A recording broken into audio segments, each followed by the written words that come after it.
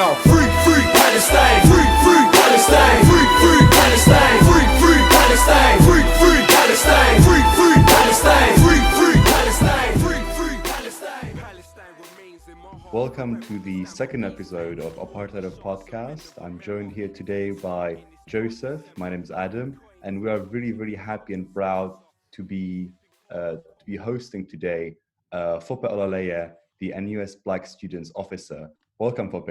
Yes, thank you, Fope, for joining us. We're really excited to have you on Apartheid of Podcast.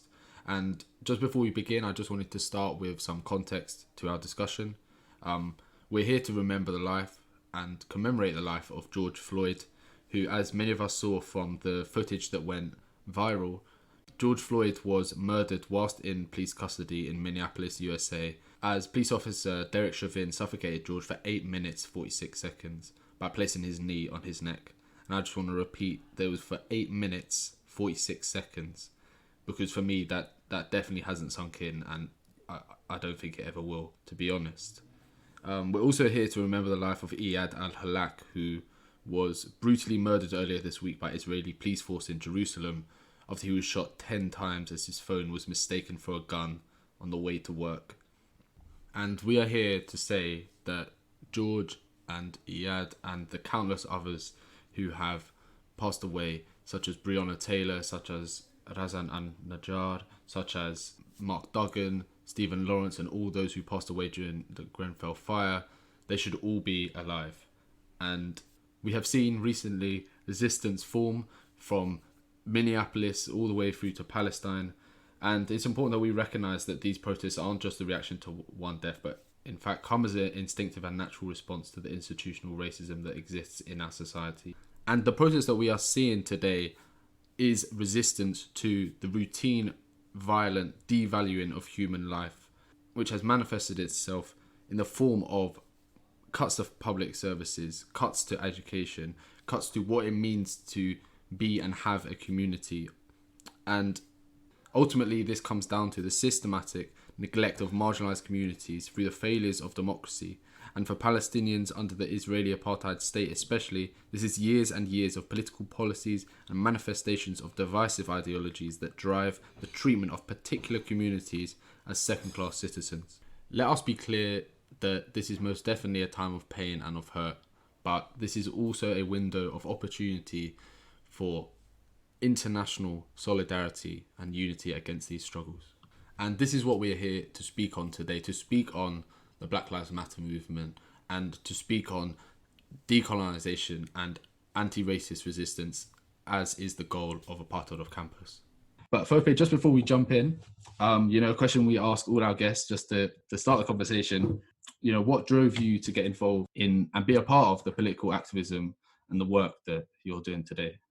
So just to ground it in some context, I'm the current, as you said, Black Students Officer for the NUS, which means that I represent all African, Arab, Asian and Caribbean students and those in the diaspora across the UK in further education, higher education and apprenticeships, which is like just under 1.6 million students. So my role includes, specifically anti-racism, but it encompasses every single sphere and facet of like the political sphere. But for me personally, I've been politically involved, and I did that in quotation, since I was about 16. And it's probably like long before that, but there was a Twitter thread going around being like, what radicalized you, or what was the first time you knew that you were Black? And for me, I think it was like when I was really young in like primary school, when I was, wanted to play a game with my friends, and I went to my friends are white. It was like a princess game, and they were like, wait, you can't be a princess. There are no Black princesses. And obviously this is before Tiana. Yeah. I remember this so vividly because it was an after school club, play club. We were in like the rec room, and I was like, these bitches are crazy. But genuinely, because it's racism obviously isn't logical, but through their eyes of logics of race and the idea of how the media portrays things, in their head there was there's no such thing as Black princesses because I've never seen it. Mm-hmm. And that not only racialized me, but also made me realize, oh wait, there's something deeply intrinsically wrong with the way the world works. But more importantly, we don't have to live like this. And I got into different ideas of change. I'm really into Audre Lorde and Angela Davis and Bell Hooks. They were the foundational grounds of my activism, and it just continues changing. And the first time I actually met Adam was at the panel that I did with apartheid off campus and PSC earlier this year, and one of the things I said was like, one of the reasons why I believe in Palestinian solidarity and I believe in the freedom of Palestinian people is because my freedom, my ideas of justice is intrinsically tied with the rest of the world. There is no peace, there is no justice unless everyone is free. And I understood that at a very, very early age. I understood intersectionality. I understood that everything is connected. You can't tackle transformative justice in silos. So it's exhausting, and I've been exhausted for many, many years. But it's one of those things when you realize the way the world works, you're like, oh, it's a dire place out there. Just to come back on your experience, and I think there's always sort of this pivotal moment that you have where you realize that the private and the public are inseparable, that your life is shaped by the politics that you live.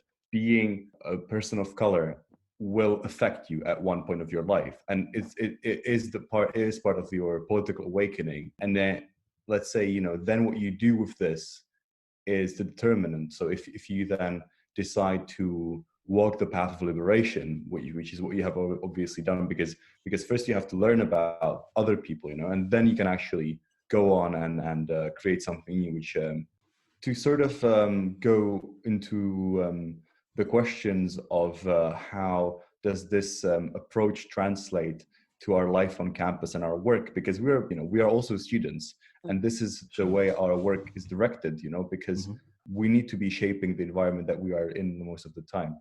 Decolonization has become this catchphrase, which not only students but also the institutions that we actually genuinely want to decolonize have started using. So what we stand for is that decolonization is not a metaphor. The decolonization is a process that we want to take on. So what does this banner of decolonization is not a metaphor mean to you, Fope? Great question. So I do a lot of work in decolonization, and I've become one of those poster childs of decolonization. I do a lot of work with OFS or UK and other big organizations talking about it. And one of the things that people don't seem to understand is decolonization is about engaging, examining, and critiquing the logics of knowledge, right? So it's about how do we separate the knowledge of the white supremacist Western state from the knowledge of this global South. But it's also about transforming the way that knowledge shapes our education.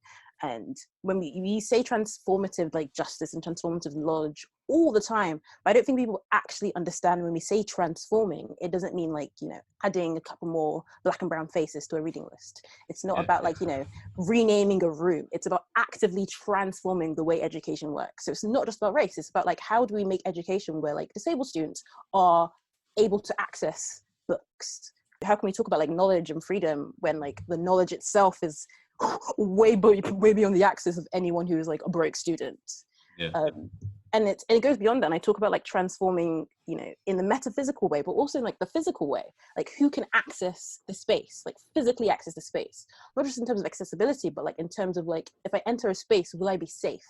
And then when I talk about safety, because safe spaces where, again, another hot trend people just used and abused, but it's will I enter the space? Am I valued?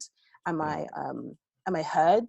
Is my persona and personhood respected?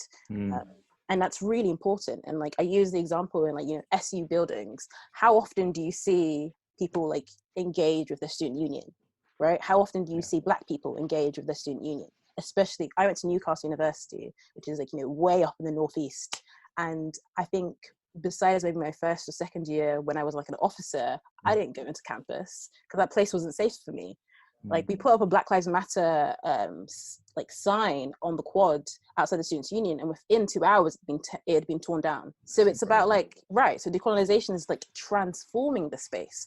And in all actuality, Fanon talks about it. It's about burning it down and starting all over again. It's about the violence of repurposing the space, because in order to decolonize, we need to de-link marketization from higher education. We can't be selling it to the highest bidder. But who wants to do that? What vice chancellor wants to do that? None of them. Exactly. That's a very convoluted answer. But when we're talking about it, it's about knowledge. It's about space. It's about the building. It's about the institution and changing what they mean. And in all honesty, it's about starting from the beginning and thinking about what education actually is.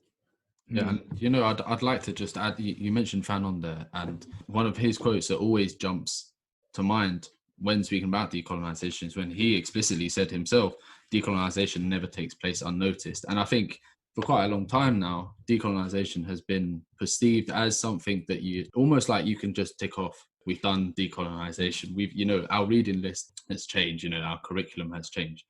But I think it really is about again, Fope, what you've been mentioning there, knowledge and of course power. And it is all about restructuring. And of course, part of that comes in recognition of what has happened, the imperial legacy of Britain, the imperial legacy of other settler colonial states like America and Israel. And the colonial presence that we still have in the Middle East, you know what I'm saying? Exactly. And beyond that. And I think, what really is so crucial about this approach and I think why the answer to decolonization can never be through the systems of the institutions. How can we expect a vice chancellor to take steps towards demarketization of our education and demilitarization of our education? They will never do it unless they're put under heavy pressure, Exactly. So what we actually need to understand is that decolonization, as you said, is we need to have a holistic approach to rethinking what is it to be at university, to rethinking what is it to be a student, and what do we do with the power that we have through education? How do we use this? And where do we go from there? And I think we can jump straight into, also talking about the issues that we're seeing, protests that we're seeing in the United States of America. I mean, what Fanon obviously says about decolonization is that if colonization is a violent process, and it always is a violent process, decolonization is also going to be a violent process. Because, obviously what we need to think about is what kind of violence we're seeing at the moment and what kind of violence there was before we started talking about this issue. Yeah, exactly. I mean, it's such an important point, especially when we talk about just what is violence, right? And how do we conceptualize violence in today's world? And violence is, someone hitting someone, but is it also violence that, like, if I go down the street, I won't be served? Is that violence? Is it also violent that, despite the fact that, you could be living in this country for like over 20 years, but I'm still going to be deported to somewhere that I've never been before? Is that violence? The answer is yes. When we talk about like what's happening in America, a lot of people are derailing the conversation to be like, they're looting, that's wrong. I was with them till they started looting. I mean, like, two things: you were never with them if looting was stopped to you. But secondly, it's like, who is looting whom, right? Yeah. Who is stealing from whom? Like, can you really say, like, communities who were taken back from like big corporations like Apple or Nike or however the fuck you pronounce it, are they how are they stealing from them when, first of all, insurance will cover most of the property, and second of all is, like, specifically I think with brands like Nike, they rest on using like blackness as cultural capital, right? Without ever paying like small creators or the actual black people who invented streetwear.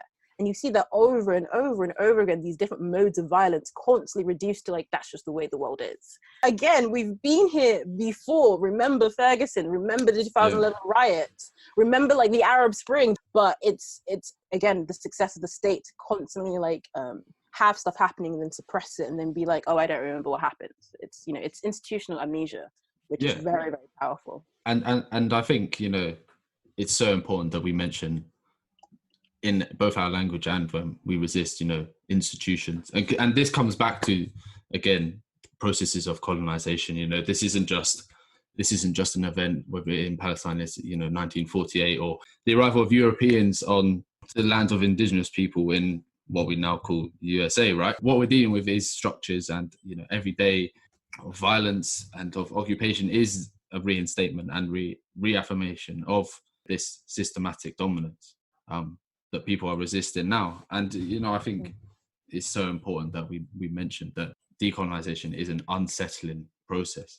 By default, it is an unsettling process. And, we need to face this. Yeah, I mean, it's a very basic thing to say. And, I think it's one of the things that I said when I was 16, but it's still true today. If you're comfortable doing like anti-racist work or any type of like anti-oppression work, you're not doing enough. It's meant yeah. to make you uncomfortable. It's Yeah. meant to unsettle you. It's meant to disturb you, because Right. the process of, like, again, transforming the world is unsettling the roots, right? It's about Right. Yeah. going there. And it's Angela Davis, she says, you know, to be radical is to grasp by the root, right? Mm. And if you're just dealing with like the outside surface levels, you're just going to be like recycling the same modes of oppression, but putting like, you know, a pretty white bow on it, which is why we have like, you know, critiques of white feminism or neoliberalism, right? It's just the Yeah. same modes, it's just slightly different, but the oppression and violence is still the same.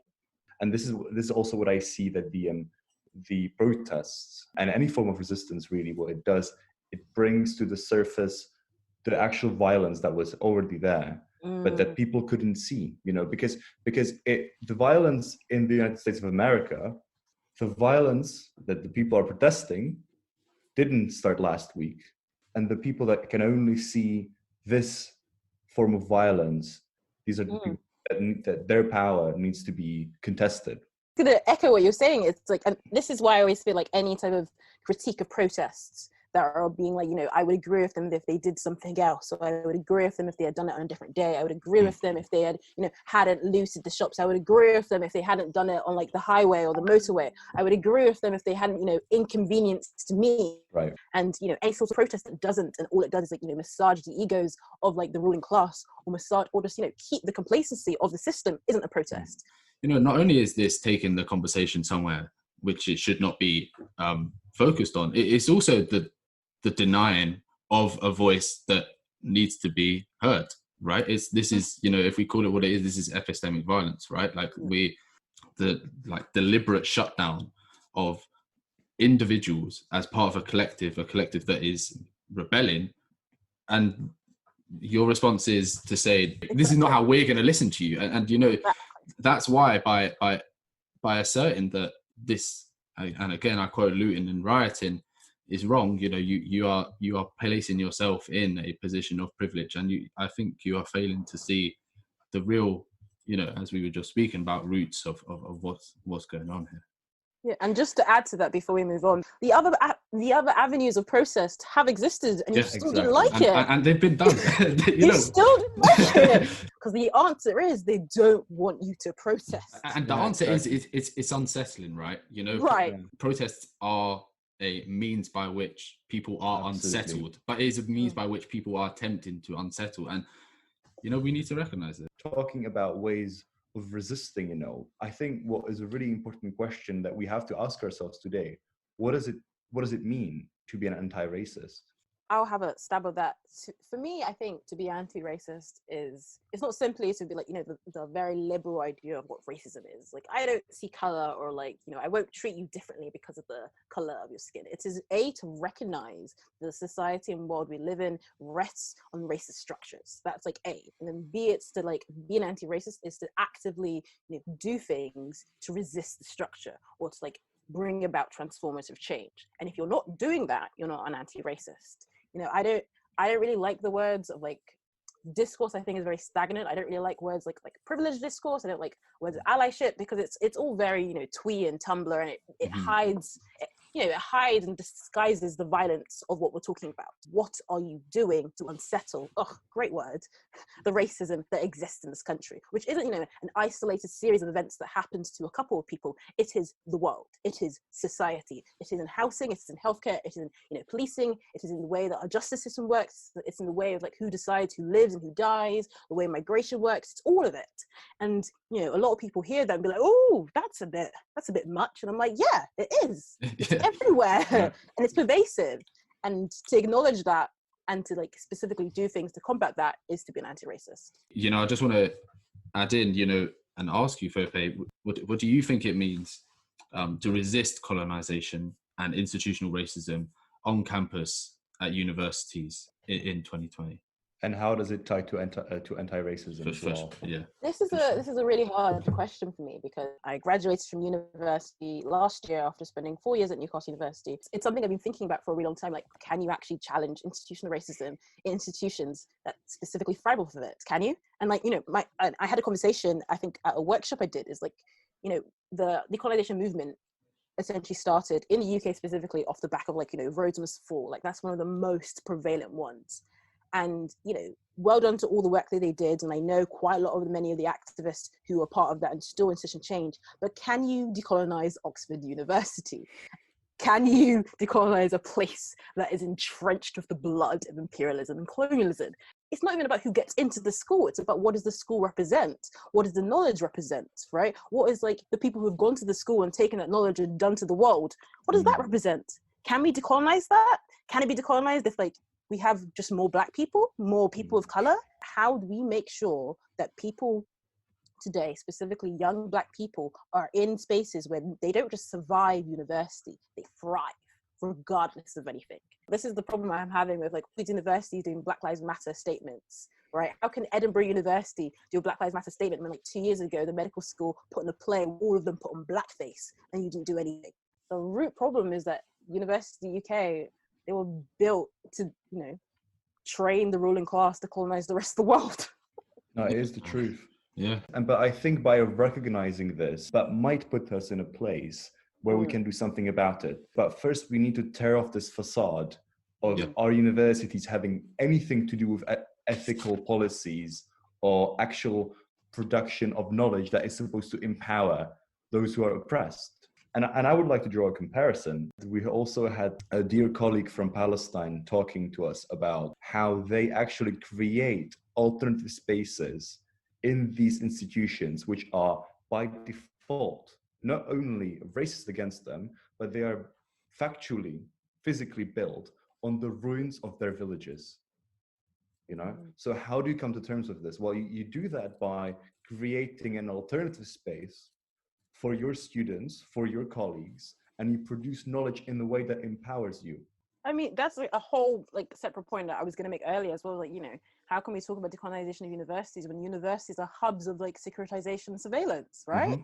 Like just prevent in itself. It's like how do we decolonize that unless you know, divest from these like modes of violence? And you know, and even speaking of divestment, that's like one of my main gripes is like, you know, a lot of universities love like, you know, greenwashing movements of like climate justice. Like, you know, we're divesting from fossil fuels, but you're still investing in the arms trade that was specifically killing Palestinian civilians, right? How does that make sense? Like, make it make sense. And you know, just to be even more explicit, like you know, I'd actually literally encourage everyone to look up their university on Twitter and just see what they have said, and just, you know, see the hypocrisy, see the double standards. You know, so as a university, another one, they tweeted out a couple of days ago, they said, "We stand in solidarity with our Black colleagues, students, alumni, community leaders, and all those fighting racial injustice and inequality in the US, UK, and across the world." And it's just, one, it's hard to listen to, but then at the end of the day, you know, we have to say, like, SOAS is complicit in Israeli apartheid. SOAS is, holds investments to companies who are in violation of international law, and that needs to be heard. Cognitive dissonance of being like, yes, we have a historical remit of like imparting violence to this country and the rest of the world, specifically those who have come from these countries, but we'll post something on Twitter that says we stand in solidarity. And it gets me pissed off because people are like, you know, they're doing something, and I'm like, even if they are, that something is harmful, right? It glosses over the inherent violence. It glosses over what they've done, right? And people, you know, people think it's cancel culture, but it's not even cancel culture. And it's not even accountability culture. It's being like, okay, if you want to say you're doing something, open your purse. Show me how you're going to do this. Show me how you're anti-racist. And until you've done that, I have absolutely no reason to believe you or trust you. The racism is so blatant and so deep that I can't even point out the racism that's being done against me. That is, again, it's you know, the state and white supremacy working so well. And I love the fact, and I say I love, I hate it, we've reached such a part in like neoliberalism and discourse about racism, specifically in here, that talking about race is now racist. And it goes back to what I was saying. They don't want to be reminded of their privilege, and more specifically their power. And it's about like, if I'm inconvenienced, I'm not going to support you. And if if you can't support like anti-racist movements or decolonization movements or solidarity for Palestinian people without being inconvenienced, you were never for us to begin with. And just another you know, institution that I want to mention here is, you know, we've been seeing, as well as universities, is, you know, the Met Police, the Greater Manchester Met Police put out a statement, you know, making supposedly clear their solidarity. But, you know, like, let's not forget 2 weeks ago that there was a video that went viral of a man who was tasered unjustly in front of his own child. And it's like, how are you doing this? And I guess it's, as activists, part of being an anti-racist is holding, you know, is upholding a sense of accountability where there is currently clearly none. Yeah, You and know, you know, I was literally going to say the London Met put out a statement today, and I was just Yeah. I was Yeah. it's not even, and this is, I think, two things, because like I'm not surprised, because again, these are how modes of supremacy Sure. work. It's Mhm. it's to convince you they're on your side, so you don't be like, you know, you're not helping me, and they can point to it, being like, well, we did this. Was that not enough? But it's just like, how do you hold up, like, you know, that Twitter account, and then the stories of Sarah Reid, right? Yeah. The story of Stephen Lawrence, the Mhm. story of like all these Black people who were, you know, brutally murdered and completely abandoned by the state, right? Yeah. And then no justice was seen. What justice, what solidarity could you possibly give it? What kind of ideas of accountability could you possibly give? And it's not even just like it's performative. I think it's violent. I think Yeah, that's another it example of is. violence. It's Absolutely. laughing in our face of all the activists who have been calling for accountability, calling for justice, of the London Met and, you know, the Manchester Greater Police and every single police force in the UK and in the wider world. It's complete farcical. Yeah. And it also shows us what has been, what, not specifically the culture, but I think what we're seeing of like capitalism specifically, it's a really great thing with the way it terrorizes radicalness. And we see that all the time. Like, you have like something radical pop up, and what capital does is it subsumes it, and like it eats it, and then it spits it out, so it's completely the same as every other institution. That it's like a meaningless. like a t-shirt of Che Guevara on it. And I think, you know, what is, for me at least, you know, the most blatant and spitting in the face and violent form of co-opting a Black Lives Matter protest organized by Jewish Israelis in Tel Aviv. I saw that, yeah. Typical tactic of the occupation, which is just washing the occupation to make it palpable and actually attractive for the West. So what do you make of that, Fope?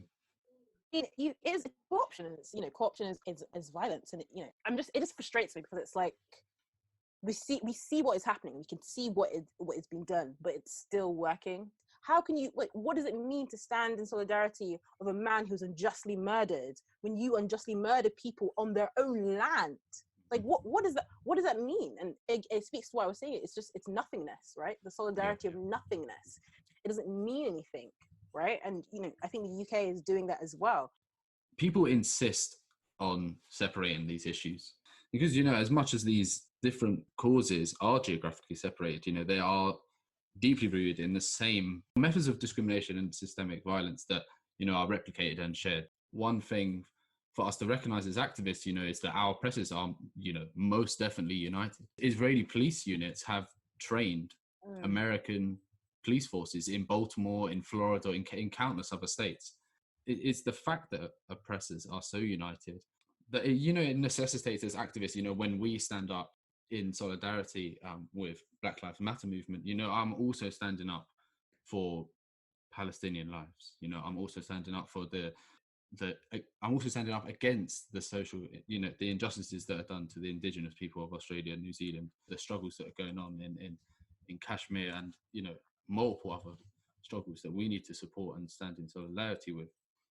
And, you know, I'd just like to bring the conversation on to, you know, what you know, where do we go from here? And, you know, I share that feeling of just, you know, almost like you hit a dead end in the fact that, you know, these things keep happening.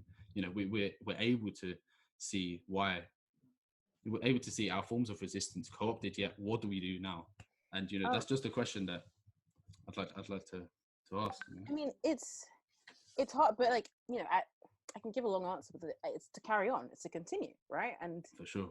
it's something I realized maybe in year 13 when I was at school, and it was probably like my first taste of proper activism.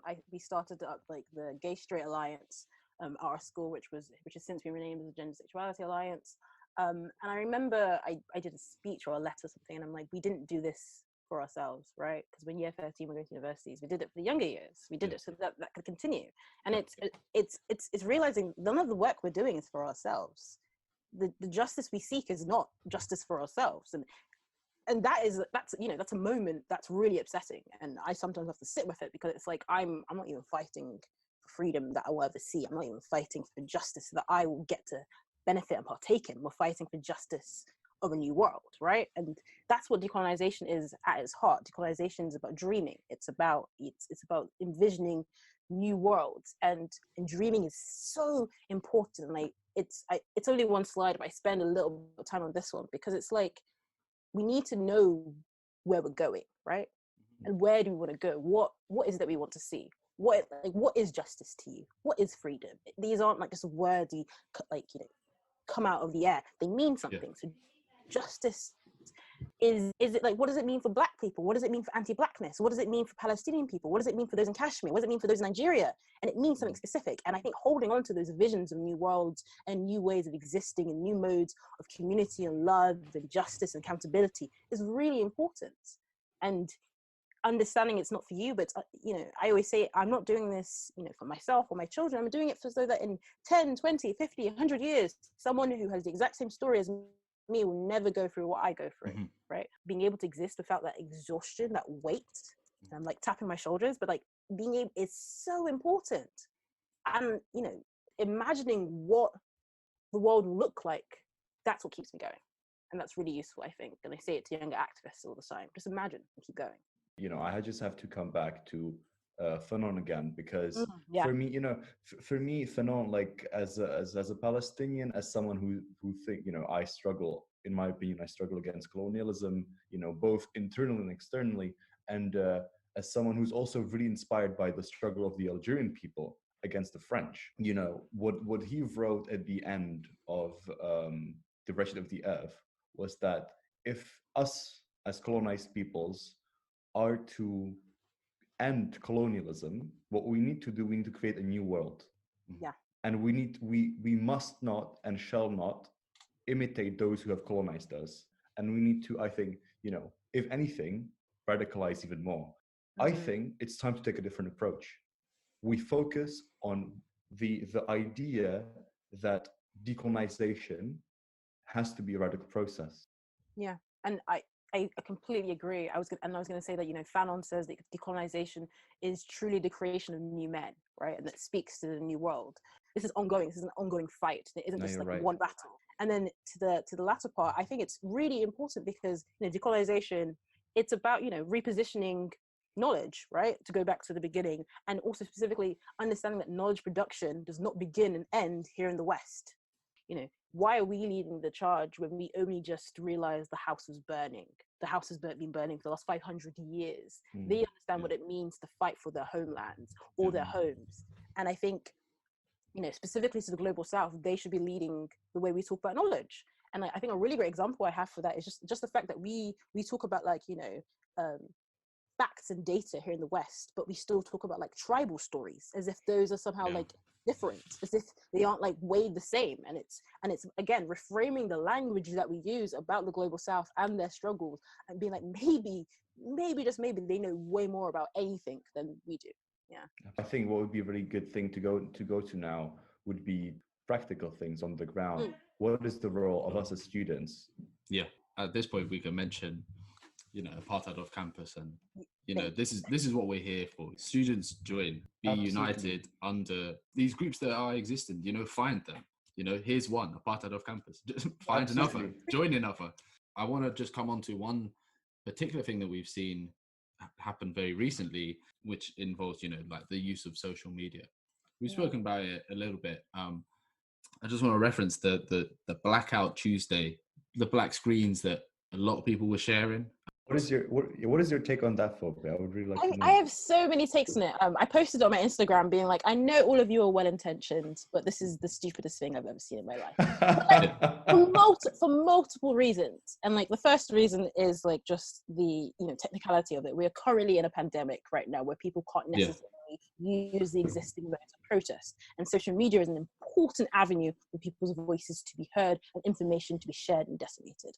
What part of stop talking or just sharing black screens is part of that. That's the first thing. Second of all, lots of people use the hashtag Black Lives Matter BLM, and when you went on the hashtag on Instagram, it was just black screens. So it was like that side of it. The second side of it kind of speaks to what I was saying before, like the performative nature of it. Like they allow people to get away with the bare minimum without challenging their own place in this oppressive structure. And something that really pains me so much, you know, is that no one could bat an eye about Iyad being murdered. We should be connecting these struggles together, and we should be understanding the fact that we have to be outraged about Iyad being murdered and George being murdered and many like them, but importantly, to act on this rage. Yeah, and I think the fact that like we're seeing a difference in outrage, not just in George Floyd, but the fact that we don't remember Breonna Taylor's name. Breonna Taylor, she was murdered like 2 weeks before George Floyd in her own home, and we have not seen the same level of outrage. Sandra Bland was murdered, was it 2015? That's 5 years ago, and we have videos of her being dragged on the ground. So that do the protests right now that are taking place in the US, do they fill you with hope? Yes, oh my God. I was actually at a phone call with a staff member for NUS yesterday, like a black staff member, which was, how are you? And I was like, oh, it's heavy, I'm upset, I'm sad. Every time this happens, you're reminded like of your blackness, but also you're reminded of like the inherent violence of being black. But there was a picture, and it's obviously, you know, the way that the news cycle or the media cycle is working, everything's so quick. But there was a picture, I think, from 2 days ago of the first protest in Minneapolis where they burned down the police precinct, and that image will be forever burned in my mind. Because that's true radicalism. That's true resistance. They burnt it down. Like, what can we, like, you know, when people say, like, you know, burn it down, they actually fucking did. They actually fucking burn it down. And that's cool. Do you know what I mean? It gives me so much hope. Like, we are seeing younger people getting more and more involved. I'm seeing so many more initiatives. For example, like Fill in the Blanks campaign is an initiative by like a group of school students to get more stuff on like British imperialism, colonialism on like the secondary school curriculum. I love it. Obviously, why is my curriculum white? Obviously, roads is full. Obviously, liberate my degree. We are seeing all these things. I think what we need to see a linkage between like education and like the rest of the world, which I think kind of links, but it's like what we're seeing is demonization of like the academy and academia, right, as being like it's something against us, right? And I think that's deliberate because the academy originally was meant to be for the ruling class, to preserve their capital and their state. And now we are using it to know more about the world and also to organize, because education gives us the tools, right, to be able to process the world, but also transform the world. We know it helps the people. We know it arms the people. And so that's why we're seeing a lot of like, it's deliberate, the demonization of university. I just want to take it back to, you know, I absolutely loved what you said earlier, you know, dream, imagine, and continue fighting, you know, continue resisting. I think what a great point to end on, you know. Just one last question. What has been your proudest moment since being involved in, you know, the work that you do? Oh, wow. I have one. Like I said, I'm an NUS Black Students Officer and Black Students Campaign. We have a winter conference. Our winter conference is like about political education, and it has like, I got to design it this year, and it was 2 days of like workshops on decolonization, on like prison abolition, on like what does it mean to be black. I had Lola Olufemi came in. I had someone from the British Black Panthers come in to do the keynotes. It was amazing. And my first ever conference at the NUS was like 4 or 5 years ago, and it was when Malia Butwa was Black Student Officer. She later became president, and she opened up with the Assata Shakur quote: "It is our duty to fight for our freedom. It is our duty to win. We must love each other and support each other. We have nothing to lose but our chains." And I did it to close the conference. And I don't think you understand the power in seeing, you know, a bunch of like university students and like college age students, all students of color, shouting that Assata Shakur quote, "We have nothing to lose but our chains." I'm getting teary now. And so that was honestly my proudest moment. Such a beautiful moment of empowerment, you know, of fellow students who will definitely be the future of this movement. Exactly. And, who we will see, you know, changing the institutions that we are speaking about, who we will see decolonizing not only our curriculum, but also decolonizing our institutions as a whole. We have been so honored and proud and happy to have Fope Olaleye, the NUS Black Students Officer, with us today. I'm Adam. And I'm Joseph, and a massive thanks, Fope, for coming on. Thank you so much for joining us today. It was excellent, and I can't wait to do more work with you, all of us. I thank you so much for inviting me. I can't wait to listen to this back. This was like honestly such a refreshing and needed conversation, and I hope I've provided some insightful gems to anyone who's listening. Yes, you most definitely have, Fope, and for everyone who's looking to get more involved, please go to our website at apartheidoffcampus.org. Follow us on our socials. You can reach us on Facebook and Instagram at Apartheid Off Campus. On Twitter, you'll find us at AOC_movement. Big thanks for listening.